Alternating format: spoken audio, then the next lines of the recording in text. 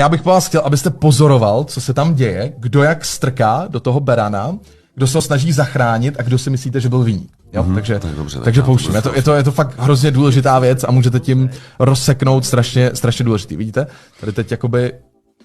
No, super. Jo, teď je jako ten problém, že je vlastně zaseklý a teď vlastně byl dotlačen do vody a to je problém. Zelená postava začíná panikařit a začíná tady jako zachraňovat, začíná brát kýble, vyndává prostě kyblíky s vodou. Druhá postava v bílém plášti se snaží jako taky, ale spíš se jako kouká, směje se, vidíte, zelená postava se tady snaží zachraňovat. Je to prostě asi 2 minuty trápení, než tady to nebohé zvíře prostě zemře a my o něj přijdeme. Takže z vašeho pohledu, kdy jste jako měl možnost vidět tuhle situaci, kdo si myslíte, že za to mohl?